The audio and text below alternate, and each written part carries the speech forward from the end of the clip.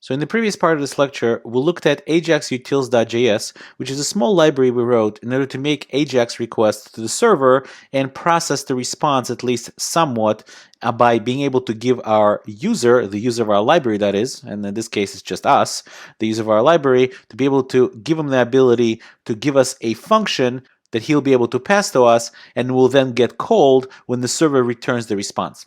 So right now I'm located in script.js, which is located in lecture 57 folder. So let's go ahead and close the file explorer of Sublime Text and let's take a look at our script.js.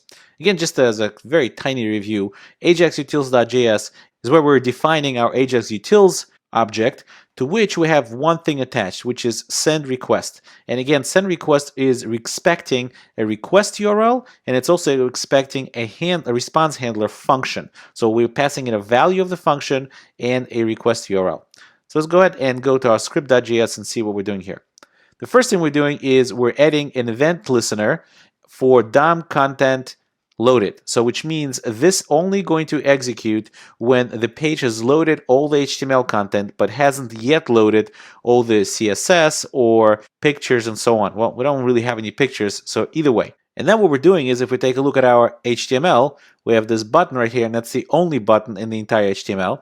What we're doing is we're unobtrusively attaching an event binding to that button. So we're doing document.querySelector and we're saying the button, and that's the only button in the document, so therefore that's the only one should get returned. And we're adding an event listener, we're adding a click event listener. So when the user clicks that button, we want this function right here to get executed. So let's say what we're doing here. Well, first of all, we're setting var self equals this, and we've seen this before. So, and I'm setting up a name. At this point, just going to be an empty string.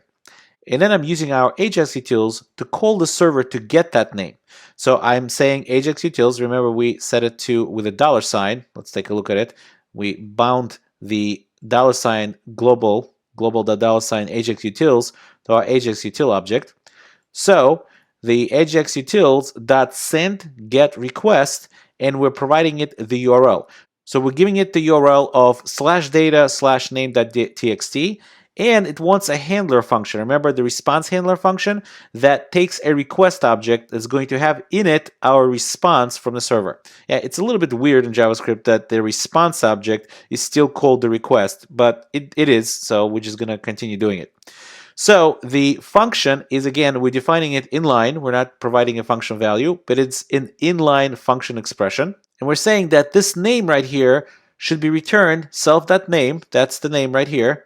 And we want the request.response text. So request.response text, or the response text property of the request object, is what holds the response from the server. So we want to save that response straight inside self.name. Once we called the Ajax utils and sent this request, now that the name is set, we're doing a query selector on the content. And remember, the content in index.html is just this empty div placeholder. So we're calling this content, and we're using the ID of that content.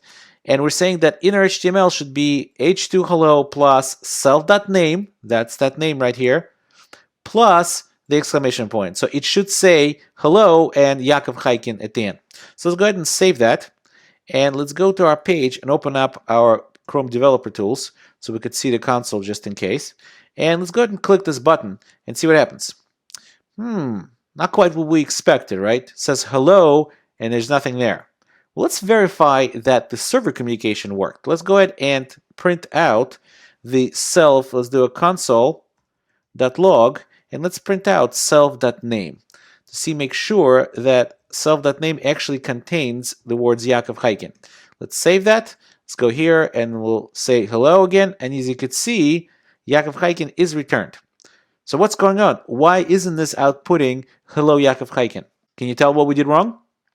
Well, what we did wrong was forget that this is an asynchronous call. So what's really going on is when we're executing this call right here, send request, it goes ahead and executes this call, and it immediately returns and goes and executes the second line right here. Remember that visual from the previous lecture that I showed you? When the Ajax call gets made to the server, the very next JavaScript line gets immediately executed. It is not going to wait for the server to respond before it executes this next line. And that's because this call is asynchronous. So what do we do in this type of case? Well, what we do is we actually have to put all the functionality that is functionality that's based on the response from the server inside of our response handler. So we really have to take this whole line out of here, cut it out, and we'll go ahead and erase our console, and we'll put it right here. And that's the whole line is going to have to be right here. And in this case, we don't really need self anymore, do we? We don't really need to have kind of a global or outside of this lexical scope name. We can erase all this, and we would just do var in here and say var name equals request.response text. And then when we're just doing a query selector, we don't even need self here either. In fact, let's see if it actually fits on the next line, and it does. So we're just saying hello, name, exclamation point. And that's really all that our function or response handler function is supposed to do. So let's go ahead and save that. And now when we go to our browser and click hello, we actually get hello Yaakov Chaikin. And this string Yaakov Chaikin is coming now from the server.